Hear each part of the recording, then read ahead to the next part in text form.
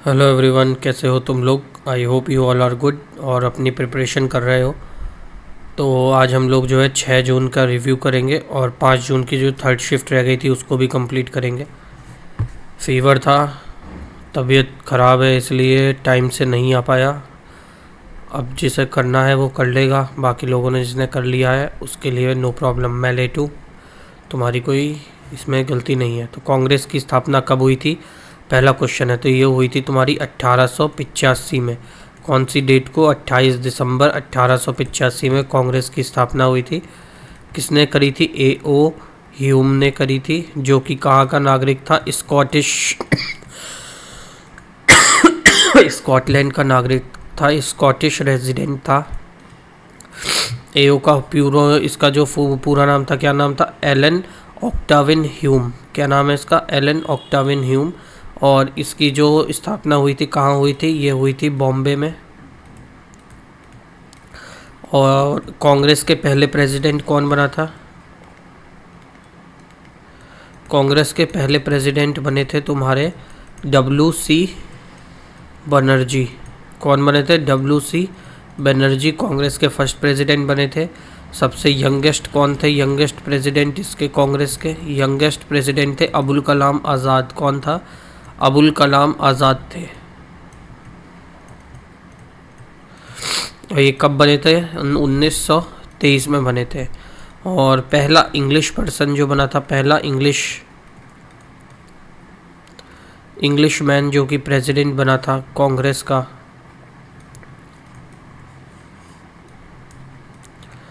English man जो कि president बना था कांग्रेस का, वो कौन था? उसका नाम था जॉर्ज यूले। कौन? जॉर्ज यूल जो भी पढ़ना है उसे पढ़ सकते हो तुम, ठीक। अगला आ जाता है, लेंथ पूछी है भारतमाला की। तो भारतमाला क्या है? भारतमाला को इस्टेब्लिश कब किया गया था? ये किया गया था 31 जुलाई 2015 में। कब? 31 जुलाई 2015 में। ये हाईवे है जिसकी लेंथ जो है टोटल जो होगी वो होगी 51,000 किलोमीटर। और अभी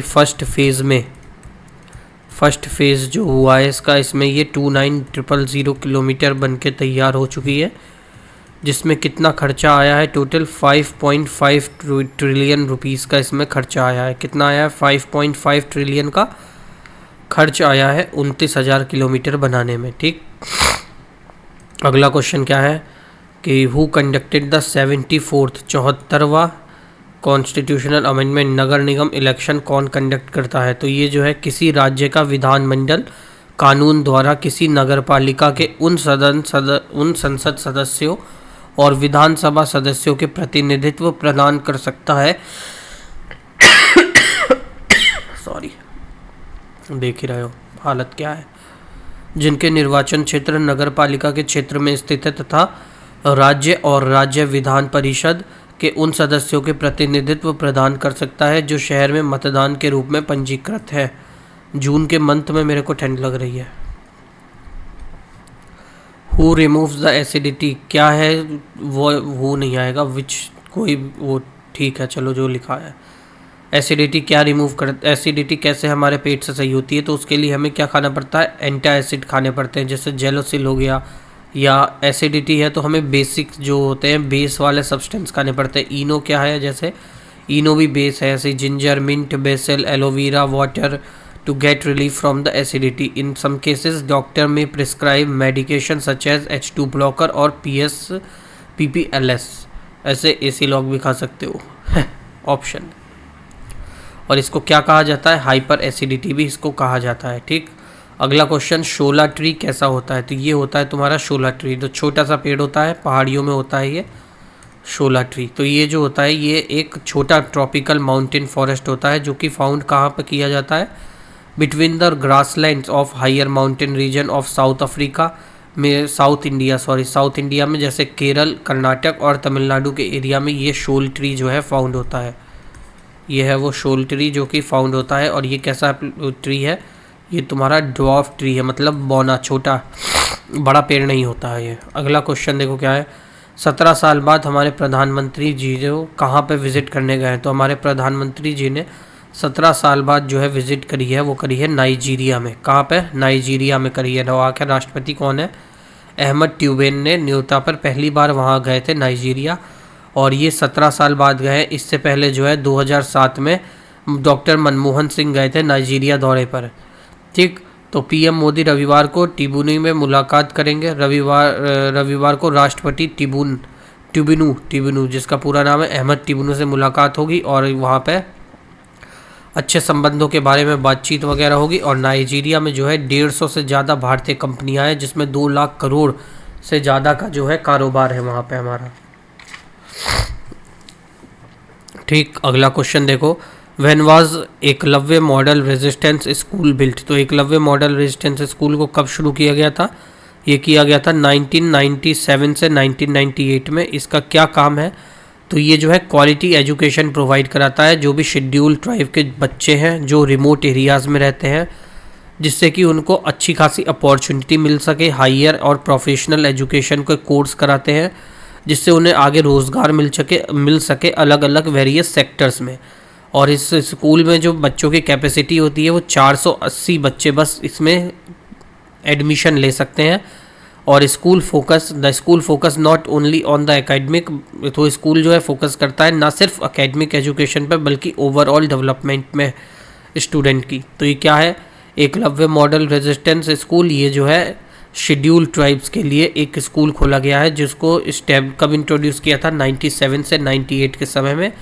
480 बच्चों की कैपेसिटी वाला ये स्कूल है, जिसमें शेड्यूल ट्राइब के बच्चों को पढ़ाया जाता है, जिनको हायर एजुकेशन के लिए है ये, ताकि वो आगे अपनी लाइफ में अच्छी जॉब कर सके या अच्छा स्किल्ड बन सकें वो। ठीक, गुप्त काल के ग्रामीण प्रशासन के प्रमुख अधिकारी को क्या कहा जाता था? तो उसे ग्रामिक कहा जाता था। गुप्त काल में जो भी ग्रामीण प्रशासन का अधिकारी होता था उसको क्या कहा जाता था? उसको ग्रामिक कहा जाता था। ठीक, अगला क्वेश्चन देखो क्या आया, in which year the railway budget was merged into general budget. तो रेलवे बजट जो है जनरल बजट में कब मर्ज्ड हुआ था, ये क्वेश्चन आया है। तो रेलवे बजट जो है नॉर्मल बजट रेलवे का, वो उसमें मतलब रेलवे बजट जो है जनरल बजट कह लो या नॉर्मल बजट में जब इंट्रोड्यूस हुआ था, मर्ज हुआ था, वो साल था 2017-18 का साल था जब इसे मर्ज किया गया था। तो इसमें एक कमेटी बनी थी जिसने इस रिकमेंडेशन किया था कि रेलवे बजट को इसमें इंट्रोड्यूस कर दिया जाए जनरल बजट में। वो थी विवेक देबरॉय कमेटी। कौन सी थी?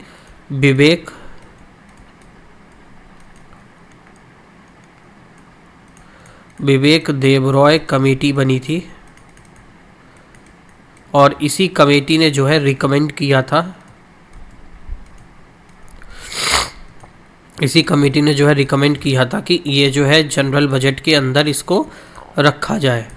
ठीक, रेलवे बजट को हमारे जो है जनरल बजट के अंदर रखा जाए। इसकी रिपोर्ट जो है कब सबमिट करी गई थी? इसकी रिपोर्ट जो है सबमिट करी गई थी, ये भी पूछ सकता है। जब उसने इस पर पूछा है तो आगे उससे रिलेटेड पोर्शन कर लोगे तो तुम्हारा बेनिफिट ही रहेगा। तो 2015 में रिपोर्ट पे वो जो है इसकी सबमिट करी गई थी।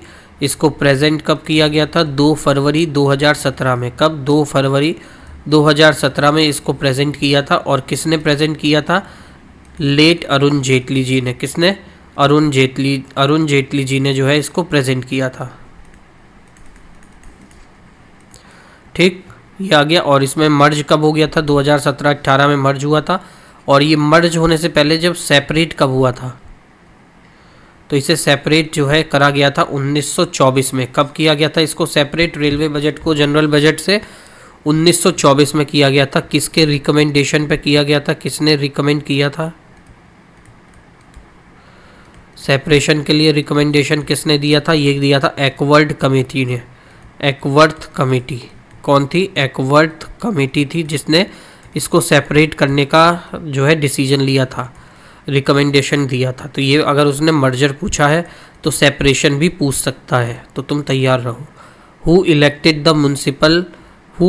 The municipal council. तो कौन इलेक्ट करता है म्यूनसिपल काउंसिल को? वो करते हैं स्टेट इलेक्शन कमीशन। कौन करता है? State election commission.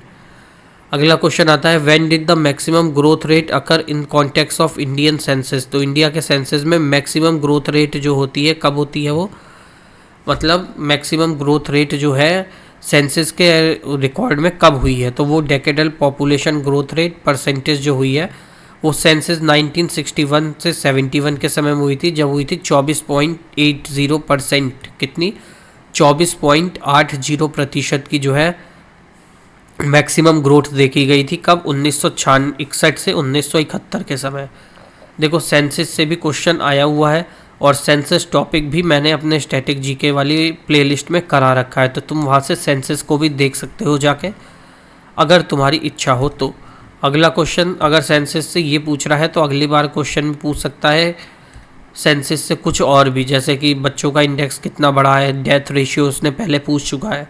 तो सेंसस भी इम्पॉर्टेंट है, मैंने करा रखा है, अगर तुम देखना चाहते हो तो देख सकते हो। What percentage of total poverty rate of India in financial year 2023-24 में पॉवर्टी रेट कितना है? तो वो हुआ है 4.9%। 23-24 में पॉवर्टी रेट है।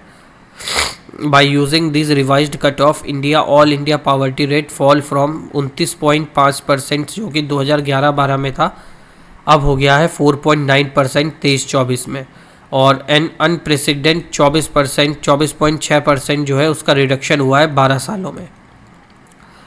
तो पॉवर्टी रेट तो कम हुआ है।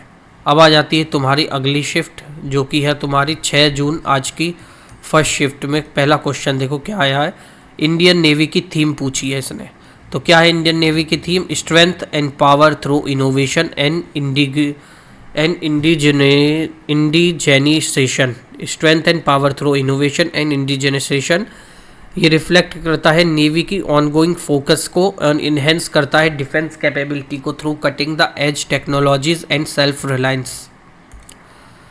अगला क्वेश्चन क्या है देखो, Balbir Singh senior award male and female category में किसको दिया गया है? Balbir Singh senior award male female category में दिया गया है किस किस को? तो इंडियन कैपिटल हरमनप्रीत सिंह को दिया गया है फीमेल कैटेगरी में, एंड सीनियर गोलकीपर है सविता पूनिया, इनको दिया गया है हॉकी में। और Balbir Singh senior player of the year award man and female categorised ऐसे दिया गया, मतलब यही है। इसमें किस किस को मिला गया है? सब हरमनप्रीत कौर को, हरमनप्रीत सिंह को और सविता पूनिया को। अगला, when were the privy purse abolish. तो प्रीवी पर्स कब एबॉलिश हुआ था? ये हुआ था 1971 में 26वें अमेंडमेंट के द्वारा भारतीय कॉन्स्टिट्यूशन के। ठीक, अगला क्वेश्चन क्या आ जाता है तुम्हारा 31B किससे रिलेटेड है? तो ये आर्टिकल 31 क्या है? राइट टू प्रॉपर्टी है हमारा, जिसको कॉन्स्टिट्यूशनल अमेंडमेंट करके जो है लीगल राइट में ट्रांसफ़र कर दिया गया था। तो 31B किससे रिलेटेड? राइट टू प्रॉपर्टी से रिलेटेड होगा, जो कि आ जाता है तुम्हारा 9th शेड्यूल के अंदर। अगला क्वेश्चन क्या है देखो, रिलेटेड टू S और P ब्लॉक, मतलब कि तुम्हारा पीरियोडिक टेबल से क्वेश्चन आया है। किससे है? पीरियोडिक टेबल से।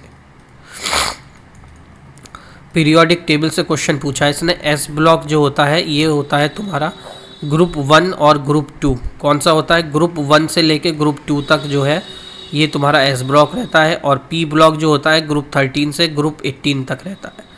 S ब्लॉक 1 and 2 ग्रुप में रहता है और P ब्लॉक 13 और 18 में रहता है। कल देखो इसने मेंडलीव के बारे में पूछा था, मॉडर्न पीरियोडिक टेबल। आज इसने उसके रिलेटेड S और P ब्लॉक के बारे में पूछा, मतलब पीरियोडिक टेबल से आगे भी तुम्हें क्वेश्चन देखने को मिलेंगे। अगला क्वेश्चन क्या है, ऑल द मतलब अगला पॉइंट है इसमें जो भी एलिमेंट होते हैं S ब्लॉक में वो सब क्या होते हैं? मेटल होते हैं। S ब्लॉक में जितने एलिमेंट होते हैं वो सब मेटल होते हैं, और P ब्लॉक में जितने एलिमेंट होते हैं वो मेटल होते हैं, नॉन मेटल होते हैं, मेटलॉइड होते हैं, मतलब मेटल और नॉन मेटल दोनों का मिक्सचर मेटलॉइड होते हैं। S ब्लॉक के जो एलिमेंट होते हैं उनको प्लेस किया जाता है बिल्कुल लेफ्ट साइड पे पीरियोडिक टेबल में, मॉडर्न पीरियोडिक टेबल में, जिसको किसने बनाया था? मॉडर्न पीरियोडिक टेबल को इन्वेंट किसने किया था? मोस्ले ने। अगला क्वेश्चन क्या है तुम्हारा, ये हो गया 78th केन्स फिल्म फेस्टिवल जो हुआ था किस कंट्री में हुआ था? तो ये हुआ था तुम्हारा सदर्न फ्रांस में 24 मई को केन्स सिटी के अंदर। एक क्वेश्चन साइक्लोन से रिलेटेड कुछ तो आया था, तो इसमें देख लो साइक्लोन क्या होता है। साइक्लोन एक फिनोमिनन होता है that and with the sorry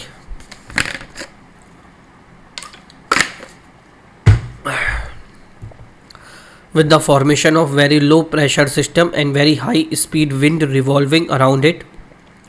It is a phenomena in which the wind rotate in a counter clockwise direction around the center. ठीक, अगला क्वेश्चन आ जाता है तुम्हारा, विराट कोहली ने जो है IPL 2025 से पहले कौन सा रिकॉर्ड बना दिया है? तो एक और रिकॉर्ड बना दिया है लोगों की जान लेने का और भाग के लंदन शिफ्ट हो जाने का। दौड़ के लंदन पहुंचना था तो लोगों की जान की फिक्र छोड़ के ओवर एक्टिंग में भाई साहब ने 10 लोगों को 11 लोगों को मार दिया है। और पीआर टीम के द्वारा दौड़ के जाते हैं ये वृंदावन और राधा राधा करने की नौटंकी करते हैं, हाथ में काउंटर लेके जो है फ़ोटो खिंचाए जाते हैं। अंदर से भाई साहब कैसे हैं पूरी इंडिया ने देख लिया और इनके नल्ले दोस्त फ्रेंडों ने भी देख लिया, वो क्या कहते हैं फैंस ने, जो दौड़ के गए थे आरसीबी सपोर्ट करने परेड में। अब उनके माँ बाप से पूछो आरसीबी क्या है उनके लिए। What was the Kohli's record till IPL 2025 April 2025 most 50s in IPL? Kohli now hold the record of 50 बनाए उसने 63 बार और 50 प्लस स्कोर किया है 71 बार IPL में इसने। और मोस्ट फोर्स बनाए हैं IPL के दौरान इसने 3 played on 3 June. Kohli created history by hitting the most 4 in IPL। ठीक है, अगला क्वेश्चन देखो, इकोनॉमिक सर्वे ऑफ इंडिया में अनएम्प्लॉयमेंट रेट कितना है? तो ये है तुम्हारा इकोनॉमिक सर्वे ऑफ इंडिया में 2024-25 में अनएम्प्लॉयमेंट रेट जो है 3.2% हो गया है 2023-24 के हिसाब से। तो कितना है 6% का जो है 2017-18 में था, 2023-24 में जो है ये 3.2% हो गया है। साइमन कमीशन से रिलेटेड एक क्वेश्चन आया था, तो क्या क्वेश्चन था वो एग्जैक्टली नहीं पता चला है। तो ये जान लो कि साइमन कमीशन कब आया था भारत में। ये आया था 3 फरवरी 1928 में।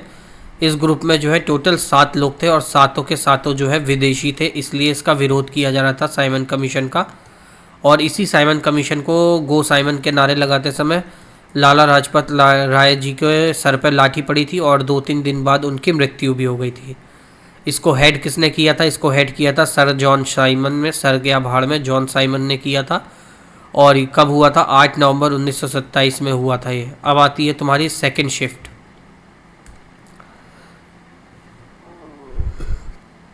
Who is the CM of Delhi and from where did she win? तो CM दिल्ली की कौन है? रेखा गुप्ता है।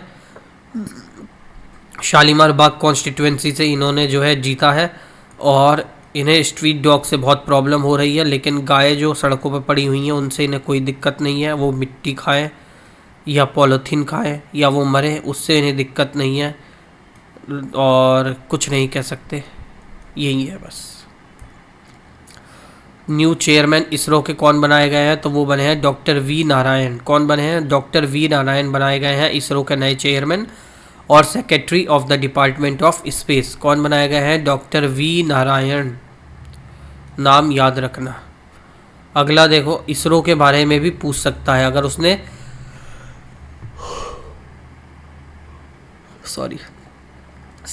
के चेयरमैन पूछा है तो इसरो के बारे में पूछ सकता है। वो स्पेस वाले पोर्शन में उसने घुसना शुरू किया है अभी। तो इस इसरो को भी तुम लोग अच्छे से पढ़ के जाना कि कब इस्टेब्लिश हुआ था, किसने किया था, कौन कौन सी हमारी मिसाइल्स हैं। और इस समय तो वैसे ही S-400 और ब्रह्मोस की वजह से ये बहुत ही हॉट टॉपिक हो रखा है। DRDO के बारे में पढ़ लेना। In which part does the free legal aid came from? किस पार्ट में फ्री लीगल एड आया है, किस पार्ट से? तो ये आया है तुम्हारा आर्टिकल 39A के part 4 of directive principle state policies से, जो कि है तुम्हारा 39 आर्टिकल A। अगला क्वेश्चन है, Modi visited which country after 45 year? तो मोदी जी कौन सी कंट्री में विजिट किया है इन्होंने 43 सालों के बाद? तो ये पहुँचे हैं कुवैत। कहाँ पहुँचे हैं? कुवैत। ऐसे ही 17 सालों बाद कोई PM इंडिया का जो है कहाँ पहुँचा था? अभी नाइजीरिया गए थे मोदी जी। और 43 साल बाद ये कहाँ पहुँचे हुए? कुवैत पहुँचे हैं 2 दिन की विज़िट के लिए। पहली विज़िट होगी जो कि प्राइम मिनिस्टर करेंगे कुवैत में 4 डेकेड में, मतलब पिछले 40 सालों में। यही 43 साल की बात हो रही है। ठीक। अगला question, what kind of right is legal justice? तो लीगल जस्टिस क्या है? तो ये जो है all the people are equal before law and the law applies equally to all. तो जितने भी लोग हैं हम लोग वो सब इक्वल हैं लॉ के सामने और ये सबके ऊपर अप्लाई होता है legal justice. It ensure that everyone get protection under law. ये इंश्योर कराता है कि सबको जो है रक्षा मिलेगी हमारे लॉ के अंदर। And the law does not discriminate between rich and poor. तो लॉ जो है डिस्क्रिमिनेट नहीं करेगा रिच और पुअर के बीच में, ऐसा लिखा हुआ है। बाकी तुम समझदार हो। Objective and proper administration of justice by the court is an essential component of legal justice. ठीक। जैसे सलमान खान भाई साहब को सजा हो रखी है लेकिन बेल पे बाहर है काले हिरन के केस में। बाकी लोगों को, आम जनता को बेल मिलने को तैयार नहीं है। एक वो पुणे वाला केस था जिसको ऐसे लिखवाया था। तो कानून तो सबके लिए, अमीर गरीब के लिए बराबर ही है। सही है। OCI क्या होता है? OCI की फुल फॉर्म पूछिए। यह है overseas citizenship of India. Overseas citizen of India क्या है? ओवरसीज सिटीजन ऑफ इंडिया ये क्या है? एक स्पेशल कैटेगरी है जो अलाउ करती है इंडियन ओरिजिन को, इंडियन ओरिजिन को रहने के लिए और काम करने के लिए भारत में परमानेंटली। अगला आ जाता है चंद्रगुप्त सेकंड की वाइफ का नाम बताना था। तो चंद्रगुप्त जो था उसकी शादी किससे हुई थी? कुमार देवी से हुई थी जो कि लिच्छवी की प्रिंसेस थी। ऐसे ही समुद्रगुप्त जो था ये सुप्रीम क्वीन, इनकी शादी हुई थी दत्ता देवी से। किससे? दत्ता देवी से। और जो थी चंद्रगुप्त सेकंड के बारे में जो पूछा था, इनकी वाइफ का नाम था ध्रुवा देवी। क्या नाम था? ध्रुवा देवी। चंद्रगुप्त सेकंड की वाइफ का नाम क्या था? ध्रुवा देवी। चंद्रगुप्त फर्स्ट की वाइफ का नाम था कुमारा देवी जो कि लिच्छवी प्रिंसेस थी। समुद्रगुप्त की वाइफ का नाम था दत्ता देवी। अब तुम्हारा को बताना है कमेंट्स में कि कुमार गुप्त जो थे उनकी वाइफ का क्या नाम था? कुमार गुप्त की वाइफ का नाम क्या था? अगला क्वेश्चन आ जाता है तुम्हारा थार डेजर्ट से रिलेटेड एक क्वेश्चन पूछा गया था। स्वदेशी मूवमेंट कब लॉन्च हुआ था? तो ये जो है 1905 में लॉन्च हुआ था बंगाल पार्टीशन के रिजल्ट में। बंगाल पार्टीशन होने के बाद जो है स्वदेशी आंदोलन शुरू किया गया था। 1992 में which part was removed from panchayat? तो पंचायत से कौन सा पार्ट रिमूव किया गया था? वो किया गया था 73वें कॉन्स्टिट्यूशनल अमेंडमेंट से। Panchayati Raj institution were given constitutional status and interested with the task of the rural development. And part 9 of the constitution deleted from panchayat, और उसमें added and also added 11 schedule which listed 29 functions of the panchayat. तो कौन सा part एक जो हटाया गया था? वो हटाया गया था तुम्हारा पार्ट 9। ठीक। अगला क्वेश्चन है ऑर्गेनिक फार्मिंग से रिलेटेड क्वेश्चन एक आया था। और ऐसे ही तुम्हारे कंप्यूटर के जो है हर शिफ्ट में कम से कम 3 से 4 ऑन एन एवरेज क्वेश्चन आ जा रहे हैं। मैं ऑन एन एवरेज कह रहा हूँ, ये मत कहना कि आए ही थे मेरी शिफ्ट में 3 एवरेज बता रहा हूँ मैं। ठीक, इतना समझ में आ गया। अब आ जाएगी तुम्हारी 6 जून की लास्ट शिफ्ट। ये शिफ्ट को हम लोग करेंगे, कल के दिन के लिए रखते हैं। ठीक, मिलते हैं अगली क्लास में। अगर वीडियो अच्छी लगी हो तो थैंक यू सो मच। तुमने चैनल को सब्सक्राइब किया, वीडियो को लाइक कर देना, शेयर कर देना अपने दोस्तों में, और सब्सक्राइब ज़रूर कर लेना।